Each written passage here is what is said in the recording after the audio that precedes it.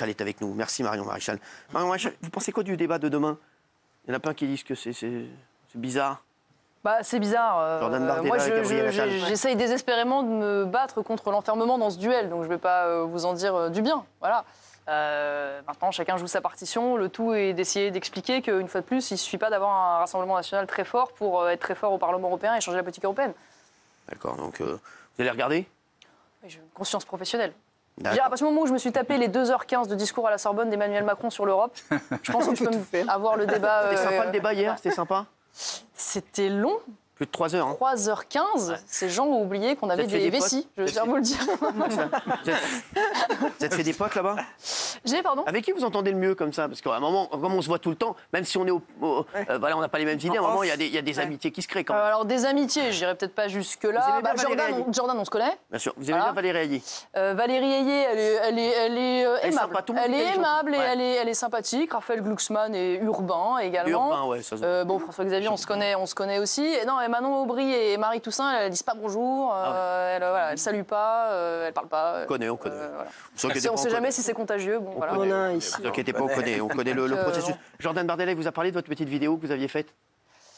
Non, il ne m'a pas parlé de ma petite vidéo, mais il avait dit, soi-disant, qu'il ne l'avait pas vue. Ah ouais. Moi, je le soupçonne de l'avoir regardé 250 fois en réalité pour pouvoir répondre.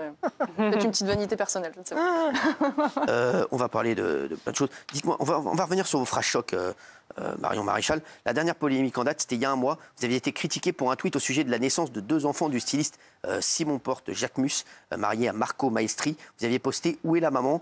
et derrière, vous avez été accusé d'homophobie. Qu'est-ce que vous répondez à ça? Je ne vois pas le lien avec l'homophobie, parce que moi, mon opposition aux mères porteuses et à la LGPA, elle vaut pour tous les couples, qu'ils soient homosexuels ou hétérosexuels. Ce qui me déplaît, pour dire ça poliment, dans cette pratique, c'est l'idée qu'on puisse marchandiser un utérus, faire un contrat d'achat d'un enfant et d'un bébé. Pour moi, ça va à l'encontre de la dignité humaine. Voilà. Et moi, je ne veux pas accepter l'idée qu'en tant que femme, mon utérus puisse être l'objet d'un contrat. Je trouve ça odieux et insupportable. C'est votre avis, mais c'est vrai qu'il y a beaucoup de gens qui vous sont tombés dessus. Vous leur avez répondu. Oui, écoutez, je vais vous dire, moi, après, je défends ce en quoi je crois. Tant pis si cela vaut condamnation morale. Tant pis si je suis minoritaire dans les sondages. Si je suis revenue en politique, si j'ai fait le choix d'être devant vous aujourd'hui dans un parti qui est un jeune parti en construction, c'est parce que je veux pouvoir défendre les idées auxquelles je crois, voilà, pas simplement suivre les sondages. Donc oui, c'est un sujet très politiquement incorrect, il faut le dire, on se fait tomber dessus très facilement, mais je pense qu'en même temps, il est essentiel et fondamental. Il n'y a pas de GPA éthique, c'est une aberration éthique, c'est un véritable scandale. Si vous faites moins de 5%, vous restez avec Reconquête? Ça n'arrivera pas. Ça n'arrivera pas? Ça n'arrivera pas. C'est une réponse de politique. Vous reviendrez le lendemain si ça arrive. Hein. Non, ça n'arrivera pas. Vous pensez que c'est impossible? Moi, je suis confiante. Si ça arrive, mais enfin, la question, c'est la question, est-ce que vous plantez à une élection, vous arrêtez tout? Non, heureusement. Enfin, heureusement que quand on fait de la politique, on ne s'arrête pas au premier obstacle et au premier échec. Je vous dis, on est là pour des idées, donc il y a un autre sujet qui a beaucoup fait parler, c'était en novembre dernier. Vous étiez interrogé sur les propos antisémites de votre grand-père, Jean-Marie Le Pen. Vous aviez répondu, c'est une diversion de la gauche et de certains journalistes. Je me souviens plus quand est-ce que vous avez dit ça dans Nice Matin. Oui, alors pourquoi on me reparlait de ça? Nice Matin, ils ont fait même un article sur une maison, moi. Donc, non, mais alors moi là-dessus, je vais vous dire, en fait, aujourd'hui, mon grand-père, il a 96 ans. Je vous le dis, il n'est plus en capacité, pour plein de raisons, de pouvoir répondre dans le débat public. Donc c'est vrai que moi, je reste sur ces sujets plus discrète, en ce sens que quand il était encore en politique et qu'il pouvait répondre, j'ai exprimé des désaccords avec lui. Voilà, et il était en capacité à ce moment-là de répondre et se défendre. Donc je considère avoir tout dit et sans ambiguïté sur les désaccords que j'ai pu avoir avec lui. Maintenant, j'essaye d'être juste. Et je considère que oui, si à une certaine époque, on avait écouté Jean-Marie Le Pen sur un certain nombre de sujets, on n'en serait peut-être pas là. Voilà. Aya Nakamura au JO, toujours pas? Non, toujours pas. Et toujours pas les drag queens, et toujours pas Joule, et toujours pas, maintenant, je sais pas, des anciens mineurs isolés. Je sais pas, en fait, à un moment donné, est-ce que le but des JO, me semble-t-il, c'est d'en faire une vitrine de la France, sa culture, son rayonnement, même sa gastronomie. J'ai vu qu'on allait faire des plats véganes au village olympique, donc on va faire, je vous jure que c'est vrai, des bœufs bourguignons sans bœuf. Ah ouais? Oui, c'est un concept. Ah ouais? Pareil qu'on va faire des omelettes sans œufs. Non, c'est un concept. Voilà, non mais c'est symbolique, mais si vous voulez, le fait qu'on soit même pas capable de se dire tiens, on va valoriser l'une des meilleures gastronomies du monde avec les terroirs français, enfin moi ça me sidère. Mais enfin, passons. Mais je me dis, c'est un moment d'union. Donc on aurait pu choisir des profils qui font consensus, je sais pas, des scientifiques, des ingénieurs, des médecins, des artisans primés. On a des boulangers qui ont été primés au niveau mondial il n'y a pas très longtemps. Pourquoi faire polémique? Pourquoi cliver? Vous écoutez quoi comme musique, vous? Francis Cabrel? Ouais, je suis un peu ringue là-dessus. Je ne vais pas vous surprendre, je suis désolée. J'écoute pas de Jul, en tout cas. Non, mais vous écoutez quoi? Jean-Michel Sardou? Ouais, notamment en fin de soirée, les lacs du Connemara. Voilà, c'est vrai, il n'y a pas un truc qui vous vient là comme ça. Si, j'aime bien Clara Luciani, par exemple. Ah, pas mal, d'accord. C'est bien. Je trouve ça joli. Ouais, j'aime bien. C'est bien. C'est pas mal. Mais là, une fois de plus, pour moi, on en avait déjà parlé la fois dernière tous ensemble. Pour moi, Aya Nakamura, c'est pas tellement une question de goût. Ouais. C'est une question qu'à un moment donné, ce sera une vitrine de la France. Donc pour moi, il faut choisir quelqu'un qui représente la langue de Molière, voilà, et non pas quelqu'un qui, à la fois, est dans une forme de vulgarité et qui n'a pas un français particulièrement châtié. Voilà, c'est le moins qu'on puisse dire. Alors, hier soir, le débat a fait, entre 20h et 22h, 453 000 téléspectateurs. Sachez que vous ferez 5 fois plus ce soir. Merci. Ce sera beaucoup plus court. Les visages issus de l'immigration sont surreprésentés en équipe de France. Vous aviez dit ça, fin 2022, lors de la Coupe du Monde au Qatar. Vous regrettez ça ou pas? Parce qu'il y a l'Euro qui arrive là. Non, mais en fait, si vous voulez, ce qui est dérangeant, c'est toute, la propagande qui est faite autour de ça. C'est-à-dire que pendant très longtemps, on a dit, oui, c'était la Coupe du Monde de 98, moi j'ai baigné là-dedans. En fait, c'est la France black, blanc, beurre qui gagne. Et quand elle perd, c'est quoi alors du coup? Voilà, en fait, c'est cette volonté systématique d'en faire un outil de propagande, tout simplement. Alors, est-ce que vous êtes... je vais vous faire un petit j'aime pas. Est-ce que vous êtes pour... vous aimez ou vous n'aimez pas l'interdiction des signes religieux lors des sorties scolaires? Oui, je suis pour l'interdiction des signes religieux lors des sorties scolaires, parce que je considère que c'est une mission de service public et notamment une mission éducative. L'interdiction de la viande halal et cachère? Je suis pour l'interdiction de, en effet, l'égorgement sans, le mot m'échappe, sans étourdissement préalable. Voilà. D'accord, mais... Pour des raisons de bien-être animal. Donc, comment on fait alors après pour les viandes halal et cachère? Comment on fait Parce que je sais que Jordan Bardella est d'accord avec vous. J'avais oublié de lui poser la question la dernière fois, mais je mange comment, moi? Oui, mais je comprends, mais à un moment donné, je pense que d'ailleurs, la communauté juive s'était distinguée là-dessus pendant des années. Et quand il a fallu, à un moment donné, trouver des moyens d'adapter les pratiques justement au cadre institutionnel, il y a eu des efforts qui ont été faits. Donc, je souhaite qu'il puisse y avoir peut-être une réflexion là-dessus. Mais ce qui est intéressant, au-delà de ce sujet qui est on va dire, plus secondaire par rapport au reste, même s'il existe, vous vous souvenez, quand je suis venue sur le plateau la fois dernière, c'était au moment du début du Ramadan. Oui. Et j'en avais choqué quelques-uns autour de cette table, parce que j'avais parlé aujourd'hui de l'avancée de la charia. Et depuis qu'on s'est vu et que je vous ai dit ça, eh bien, il y a eu une gamine qui s'est fait lyncher à l'école parce qu'elle refusait de porter le voile. Il y en a eu une autre qui s'est fait tabasser parce qu'elle ne respectait pas le Ramadan. Il y a un homme qui s'est fait tuer à Bordeaux parce qu'il buvait une bière en plein Ramadan. On a eu des témoignages hallucinants de professeurs, de directeurs d'établissements qui expliquaient avoir peur et ne plus oser aller à l'école simplement parce qu'ils demandaient le respect de la loi sur l'interdiction du voile. Et donc, je suis au regret de constater que ce sujet, non seulement de l'islamisation et de la gangrène islamiste, il est devenu omniprésent. Et il n'est plus simplement des faits divers accumulés, ils sont devenus des faits de société qui sont en train de menacer nos valeurs les plus essentielles et fondamentales. La liberté d'expression, la liberté de conscience, l'égalité homme-femme. Et donc, il faut réagir et regarder ça en face. Il faut le dire, même si ça déplaît et même si c'est politiquement incorrect. J'aime pas la suppression des allocations pour les familles de délinquants. Ah bah si, j'aime la suppression. Ouais. Alors, je veux dire, à quel moment on bénéficie de la solidarité nationale quand on ne respecte pas les lois de la République et qu'on casse, qu'on pille, qu'on vole ça me paraît la moindre des choses. Pour vous, il n'y a même pas de débat. L'expulsion immédiate des squatteurs? Oui. Ah oui. À un moment donné, je veux dire, quand on voit la détresse des propriétaires qui se retrouvent à la rue, et qui ont des frais engagés et des crédits et qui se retrouvent dans des situations dramatiques, oui, bien sûr. La légalisation du cannabis? Non. Non, alors ça ne marche pas du tout dans les pays qui l'ont fait, sachez-le. C'est catastrophique. C'est vraiment, tout le monde nous dit c'est génial dans les pays qui ont légalisé le cannabis. C'est catastrophique, c'est bien pire. En arrière. Mais c'est catastrophique. Sachez-le, c'est un échec partout. Il y a toujours un réseau parallèle en réalité. Exactement. Et puis c'est pas une drogue douce. Toujours pareil, moi je réfute ce terme. Donc, Armer la police municipale, vous êtes pour? Vous aimez? Oui. Parce qu'ils sont même exposés en tant qu'agents de l'État aujourd'hui. Ils sont des cibles prioritaires, notamment des terroristes djihadistes. Afficher les voleurs sur les réseaux sociaux.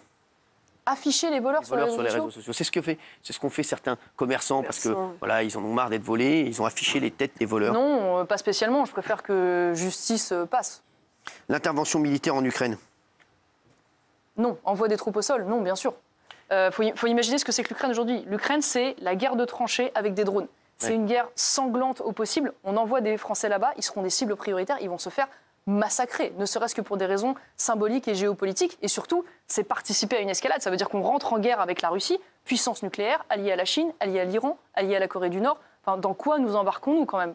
Mesurons l'irresponsabilité de cette proposition. Vous trouvez qu'on aide trop l'Ukraine? Je considère aujourd'hui, moi je l'ai toujours dit, qu'on a une...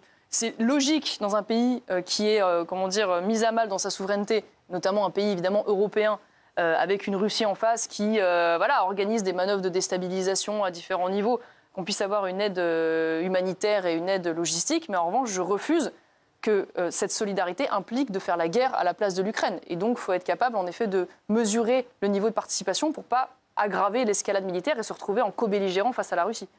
Vous avez dit tout à l'heure qu'il faudrait faire des choix, et vous avez parlé, bien sûr, des aides. Donc vous, c'est là-dedans que vous irez taper? Ah bah, sur l'assistanat? C'est ça? Oui, en priorité. Est-ce que l'assistanat permettra de financer tout ce qui ne va pas en France, si on s'attaque à l'assistanat? En tout cas, en réduire les excès, oui, indéniablement. Parce que je vous le disais tout à l'heure, quand on a 2 milliards d'euros de RSA versés aux étrangers extra-européens, ou 2 milliards même d'APL versés aux étrangers extra-européens, il y a à la fois la question du coût de l'immigration et la question de l'assistanat. Aujourd'hui, on est quand même dans un pays, il faut le dire, où on est dans un système, c'est parfois plus intéressant de ne pas se lever le matin et de cumuler les aides que de se donner du mal et d'aller faire un boulot qui n'est pas toujours très bien payé et qui mécaniquement vous fait rentrer dans la tranche ou vous perdez un certain nombre d'avantages. Et ça, c'est pas possible. On ne peut pas être dans un pays où le cumul d'aide est plus avantageux que d'aller se lever le matin. Donc ça, c'est un système à revoir. Gilles Verdez, je sais que vous m'étiez tombé dessus la dernière fois. Oui, mais je ne suis pas d'accord avec Marion Maréchal parce qu'elle confond fraude et aide. La fraude, c'est minoritaire. Je ne parle pas que de la fraude. L'assistanat, ça veut dire que vous coupez les aides à des tas de gens qui, s'ils les ont, c'est parce qu'ils les méritent. Ils ne la volent pas, ces aides. Je ne suis pas d'accord avec vous. Justement, je pense qu'aujourd'hui, on a créé un système, je ne parle pas que de la fraude, je parle même d'un système légal, organisé, de gens qui ne fraudent pas, mais qui ont accès aujourd'hui à des aides. Alors même, et un cumul d'aides surtout, qui ne me semble pas forcément mérité. Je vous parlais tout à l'heure des 1,5 million de jeunes qui sont aujourd'hui en âge de travailler et qui ne travaillent, et en capacité de travailler, je ne parle pas de jeunes handicapés, et qui ne travaillent pas, qui ne sont pas en activité et pas en formation. C'est bien qu'aujourd'hui, ils se satisfont finalement d'un système d'aide avec le cumul RSA, APL, aides diverses et variées qui font qu'ils trouvent le change pour un peu qu'ils fassent un peu de boulot black à côté. Voilà. Non mais, excusez-moi, mais quand on regarde aujourd'hui le nombre de métiers en tension qu'il y a dans notre pays, moi je suis régulièrement dans cette campagne avec des industriels et sur le terrain. Et je peux vous dire que je rencontre des gens qui me disent on n'arrive pas à recruter, y compris dans des territoires qui sont avec des forts taux de chômage. Et quand je leur demande le niveau de salaire, on ne parle pas de niveau de salaire qui sont ridicules. Pour des ouvriers qualifiés, c'est parfois jusqu'à 3 000 € par mois, avec un 13e mois, avec des primes. Et ils n'arrivent pas à recruter. Donc c'est sûr qu'il y a un problème aussi de formation, il y a un problème d'orientation, tout ça est vrai et tout ça existe. Mais honnêtement, l'excuse unique de dire il y a un problème de salaire ou il y a un problème de disponibilité de l'emploi, elle est très partiellement vraie quand même. Elle est très partiellement vraie. Alors, vous êtes pour l'interdiction de la grève pendant les vacances scolaires? Oui. Voilà. En fait, je suis pour, la fin de cette espèce de caste-là, de syndicalistes professionnels de gauche qui prennent en otage la France à toutes les occasions, Sud, CGT, qui aujourd'hui vivent très largement quand même des subventions publiques. Tiens, vous cherchez une mesure d'économie, moi je suis pour que les syndicats ne vivent que de leurs adhésions, et pas d'argent public. Et je pense qu'il faut réformer ce système syndical.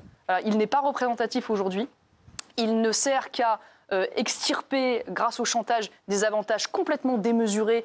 On l'a vu avec l'accord avec la SNCF. Imaginez l'accord avec la SNCF, ils ont réussi à annuler la réforme des retraites, qui sera in fine payée par les Français.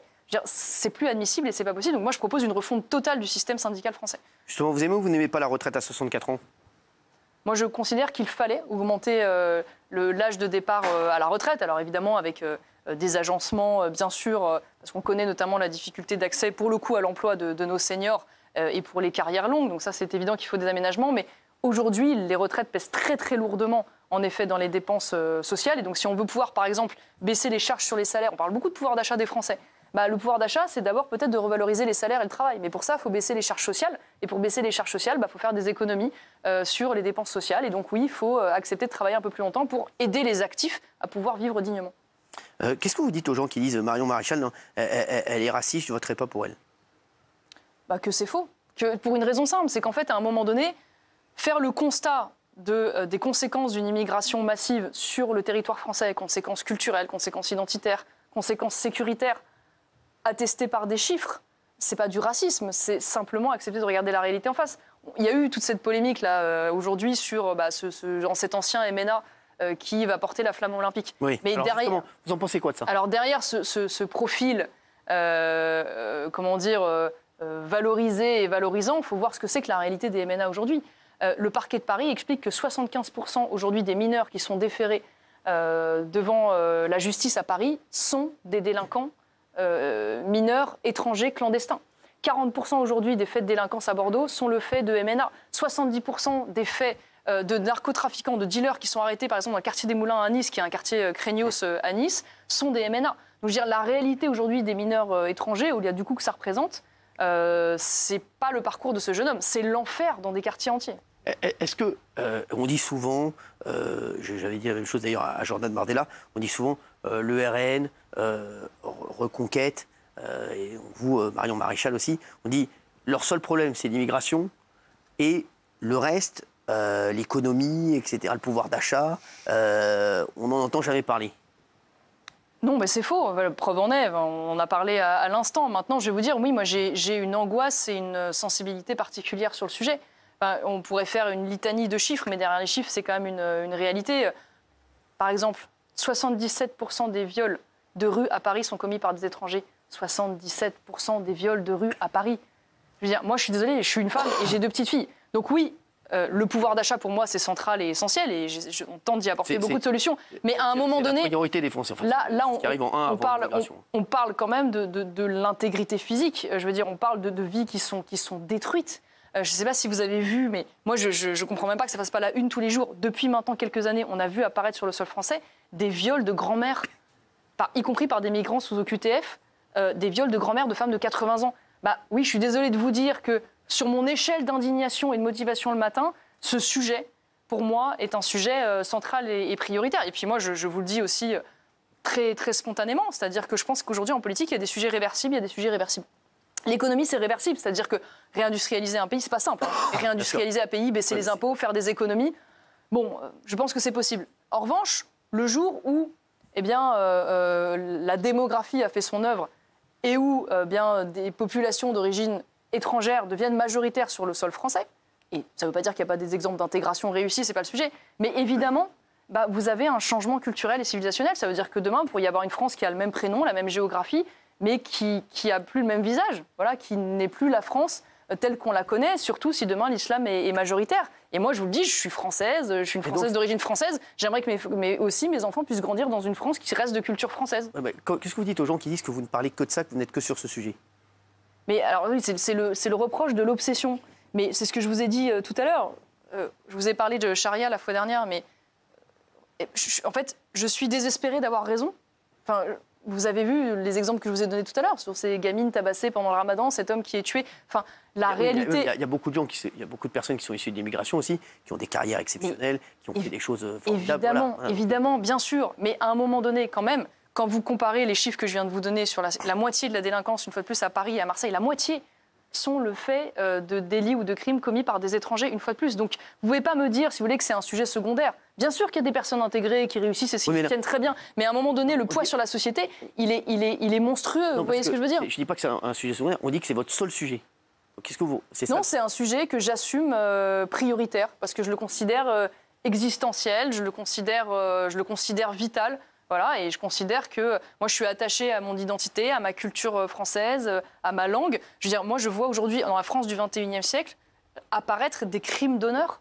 Enfin, je veux dire, moi, j'ai pas envie de vivre dans un pays où il y a des gamines, en l'occurrence une petite Tchadienne, qui se fait tondre par sa mère et dont le petit ami se fait torturer parce que le fait qu'ils aient été ensemble est un crime d'honneur pour la famille. Un gamin qui s'est fait tuer par les frères d'une autre gamine en question parce que, enfin, je veux dire, je veux pas vivre dans un pays où 7% des femmes en Seine-Saint-Denis sont excisées, en fait.